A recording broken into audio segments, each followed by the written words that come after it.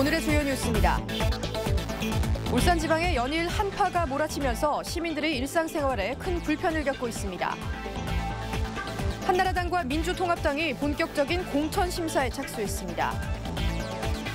울산 공업센터 지정 50주년 기념식과 국내 최대 규모의 조형물 제막식이 오늘 열립니다. 경기 상황이 불투명해지면서 각종 지표도 혼조세를 보이고 있습니다. 여러분 안녕하십니까? 2월 3일 금요일 UBC 굿모닝 울산입니다.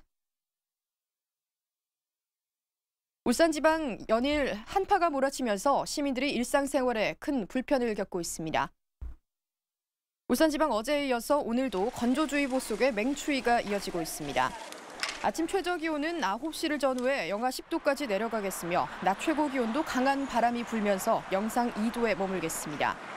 입춘인 내일은 영하 5도에서 영상 6도의 기온 분포가 예상됩니다. 이번 강추위는 토요일인 내일 낮부터 풀리겠고 다음 주 화요일부터 다시 춥겠다고 울산기상대는 내다봤습니다. 울산 지방에 연일 한파가 몰아치면서 시민들이 일상생활에 큰 불편을 겪고 있습니다. 윤경재 기자가 보도합니다. 이른 아침 출근길 운전자들은 시동이 걸리지 않는 자동차 때문에 애를 먹었습니다. 날씨가 추우니까 아침 날 시동이 안 걸리는 거죠. 수도관이 얼어붙어 식당과 세차장 상인들은 영업에 큰 지장을 받았습니다. 15도 안 얼었는데 오늘은 너무 많이 얼어가지고 오늘 장사 못하고 집에 가야 되겠네요. 본격적인 대개천을 맞은 어민들도 타격을 입고 있습니다. 강추위에 파도까지 높게 일어 어민들은 조업을 포기했습니다. 뚝 떨어진 기온에 한창 자라야 할 비닐하우스 안 표고버섯은 모두 얼어붙었습니다. 얼음 덩어리가 돼가 있는데 이게 날씨가 풀려도 이게 녹아갖고 과연 그 자라줄지. 전력 수급에도 비상이 걸렸습니다. 난방기 사용이 급증하면서 어제 최대 전력 사용량은 올해 최대치에 육박하는 3,743메가와트를 기록했습니다. 입춘을 앞두고 맹위를 떨치고 있는 이상 한파에 시민들은 이래저래 큰 불편을 겪고 있습니다. UBC 뉴스 윤경재입니다. 한나라당과 민주통합당이 다음 달 중순까지 공천을 마무리 짓기로 하고 심사에 착수했습니다. 공천권을 확보하기 위한 지역 예비 후보들의 경쟁도 본격화될 전망입니다. 취재 선우석 기자입니다. 새로운 나라, 새로운 세상을 뜻하는 새 누리당으로 당명을 개정하였습니다.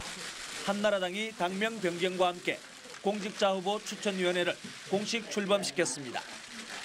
공천위는 다음 달 10일쯤 공천을 마무리하기 위해 오는 6일부터 10일까지 후보자 공모에 나섭니다. 공천위는 부적격자를 솎아내고 지역구 의원 하위 25%를 원천 배제하기 위해 최근 1차 여론조사를 마친 데 이어 오는 20일 전후로 2차 여론조사를 실시할 계획입니다. 공천을 앞둔 울산시당은 선거 공약과 정책 개발에 주력하기로 했습니다. 정책 개발이라는 것이 탁상공론이 아니고 실질적으로 국민들이 원하는 것이 무엇인가 하는 것을 찾는 작업이라고 저는 생각합니다. 민주통합당도 공천심사위원장을 임명한 데 이어 이번 주에 공심위 구성을 끝내고 다음 주부터 본격적인 공천심사에 들어갈 예정입니다. 9일부터 11일까지 후보자 공모에 이어 13일부터 후보자 심사에 착수해 지역구별로 3명 안팎의 경선 후보부를 압축한 뒤에 오는 20일부터 경선을 실시합니다. 전체 선거구 중 30% 정도는 전략 공천하되 지역구 공천은 다음 달 16일까지 마치기로 했습니다. 한나라당과 민주통합당이 공천 심사 작업에 착수했습니다. 공천권을 얻기 위한 지역 예비 후보들의 선거전도 한층 가열될 전망입니다.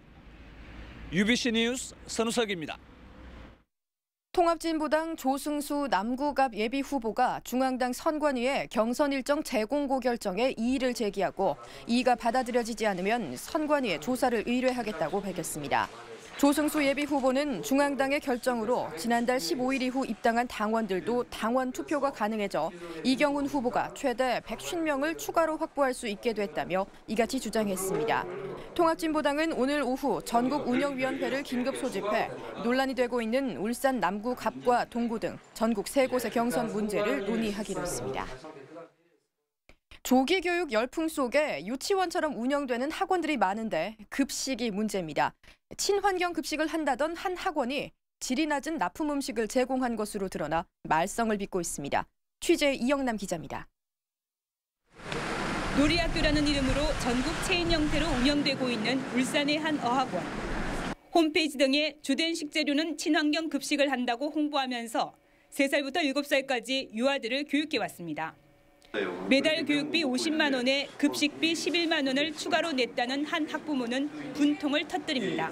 유기농만 전문적으로 쓰기 때문에 그래서 비싸다고 하시더라고요.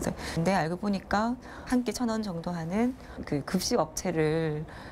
유아들이 먹기에는 맵고 짠 음식이 많아서 교사들도 개선을 요구했지만 개선되지 않았습니다. 애들이 먹을 음식이 아니다. 애들이 먹기에 너무 맵거나 짜다. 원장님 이거 전화를 해봐라고 저희가 몇 번 얘기를 했었어요. 심지어 한 원생에게는 음식을 강제로 먹이다 얼굴에 상처를 내기도 했습니다. 애가 싫다고 뱉어내면은 입을 강제로 벌려가지고 다시 그거를 집어넣어가지고 억지로 먹으라고 하면서.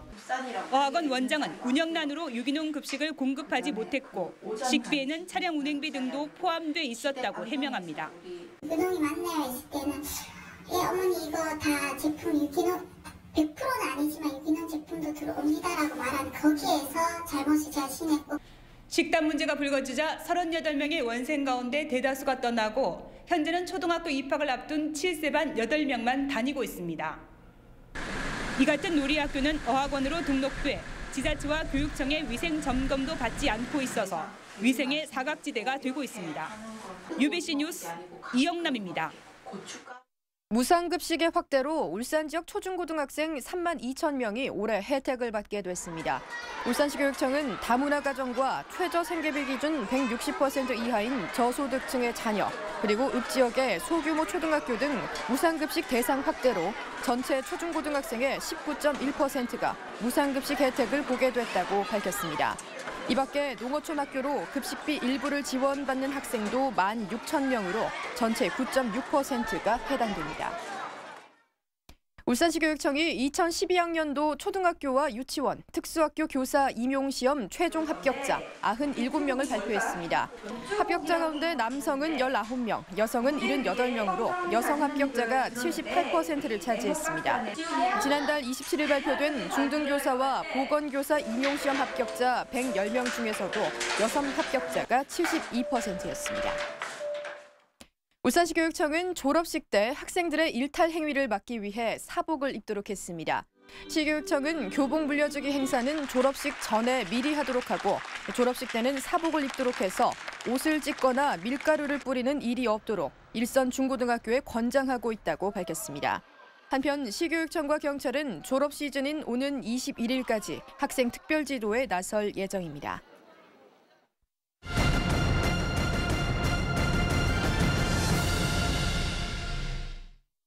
울산시가 공업센터 지정 50주년을 계기로 국제산업도시로 한 단계 업그레이드하겠다고 선언했습니다. 김익현 기자가 보도합니다. 2002 월드컵 직전에 울산과 인연을 맺은 베트남 한화성 등 3개 나라 5개 도시 대표단이 울산 공업센터 50주년을 맞아 울산을 찾았습니다. Công nghiệp hóa thay mặt Ủy ban nhân dân tỉnh Khánh Hòa chúc mừng lãnh đạo và nhân dân 울산 dồi dào sức khỏe. これからも両市民の間の文化面、スポーツ面の交流というのを深めていきたいと思います. 현재 울산의 해외 자매 도시와 우호 도시는 10개국 16개 도시.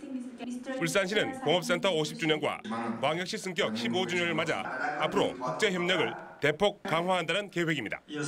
신선이나 문화, 관광 위주로 교류를 하되 필요하다면은 바세라의 석유나 콜롬비아의 플랜트처럼 자원 확보나 플랜트 수출을 위한 경제 교류에도 적극 나설 것입니다. 베트남 한호와 카자흐스탄 카라간디 등에는 의료 봉사와 언어 교육을 실시하고 자매 결연 10주년을 맞는 브라질 산토스와 우루과이 몬테비데오와는 교류를 확대할 계획입니다. 지난해 5월 상호 협력을 선언한 독일의 자동차 도시 슈투트가르트, SK가 진출한 이라크 바스라주와는 본격적인 교류에 나서기로 했습니다. 이런 가운데 현재 검토 중인 전시 컨벤션 센터가 들어서면 울산의 국제산업도시화는 날개를 달 것으로 보입니다. UBC 뉴스 김익현입니다. 울산공업센터 지정 50주년 기념식이 오늘 오후 2시 울산시청에서 열립니다. 기념식에는 김황식 국무총리 등 정부 인사들과 심완구 씨 등 역대 울산시장 5명, 그리고 해외 자매 우호도시 대표단 등이 참석합니다.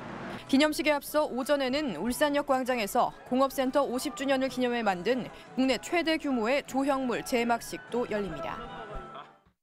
경기가 불투명한 만큼 각종 경제 지표도 혼조세입니다. 경기 침체가 장기화되면서 소비 심리가 위축되고 있는데 이처럼 소비가 줄면서 물가는 되레 안정되고 또 부동산 가격은 회복될 것이라는 분석입니다. 보도에 서영만 기자입니다. 작년보다 더 힘들 것 같고 경기도 다들 안 좋다 그러고요. 물가 시장 봐도 조금 몇 개 안 사도 금방 예전하고 금액 차이가 너무 많이 나니까. 시민 대부분이 경기 침체가 계속되리라는 데는 이견이 없습니다. 수출 부진에 따라 경제 불안감이 확산되면서 살림살이 역시 팍팍해질 것으로 우려하고 있습니다. 한국은행 울산본부 조사에서도 현재의 경기 판단지수로 물론 6개월 뒤의 생활 형편지수 모두 3개월째 하향 곡선입니다. 이 때문에 소비 심리는 지난해 하반기부터 위축되기 시작해 좀처럼 회복 기미를 보이지 않고 있습니다. 그런데 다행인 점은 유가 상승 조짐에도 되레 물가는 안정되고 집값 등 자산 가치는 다소 오를 것이란 전망입니다. 금리와 증시는 물론 가계 부채 상황 또한 개선될 것으로 나타났습니다. 경기에 대한 이제 전망 같은 경우는 이제 과거에는 상당히 안 좋았는데 그 부분에서는 다소 좀 회복 기미가 있지 않을까 그런 조사 결과가 나왔습니다. IMF와 리먼 사태 등에 따른 학습 효과로 경기 침체의 늪이 깊어지는 만큼 대처 능력 또한 강화된 데 따른 것으로 분석되고 있습니다. 상당 기간 경제 전반에 걸쳐 불확실성이 지속됨에 따라 가계나 기업 모두 섬섬이를 줄이는 내실 위주의 경제 활동이 예상되고 있습니다. UBC 뉴스 서영만입니다. 자동차 머플러와 브레이크 배관 등 공작 기계를 제작하는 일본의 오프톤사가 울산에 대규모 투자를 검토하고 있다고 울산시가 밝혔습니다. 이 회사는 $10,000,000, 우리 돈으로 110억 원가량을 투자해서 현재 조성 중인 신일마 산업단지 안에 10,000제곱미터가량의 생산 공장과 창고 등을 건립하는 방안을 검토하고 있습니다. 울산시는 지난해 소비자 상담기관에 접수된 피해 상담이 22,000여 건으로 1년 전보다 10.9% 증가했다고 밝혔습니다. 상담 접수 방법은 전화가 21,000여 건으로 전체의 97%를 차지했고 품목은 의류가 1,800여 건으로 가장 많았습니다. 또 판매 유형은 일반 판매가 77%인 17,000여 건으로 대부분을 차지했습니다. 울주군은 산악종합관광 안내소 역할을 하게 될 복합 웰컴센터 설계 공모를 3개월가량 연기하기로 했습니다. 울주군은 최근 전문가들을 초청해 현장 답사를 한 결과 웰컴센터의 기능에 대해 타당성 분석이 필요하다는 의견이 제시됨에 따라 용역 결과를 토대로 오는 5월쯤 설계를 공모할 계획입니다. 울주군 등억 온천단지 인근에 192억 원을 들여 건립하는 복합 웰컴센터는 관광 안내와 숙박, 기업체 연수와 산악 레포츠 등을 맡는 종합시설입니다. 오는 6일 정월 대보름을 맞아 대형마트 등 지역 유통업계가 대보름 맞이 특별 판매전에 나서고 있습니다. 롯데마트와 메가마트 울산점 등은 땅콩, 호두 등 구럼과 오곡밥용 잡곡류 등을 최대 20% 싼 가격에 판매하고 있습니다.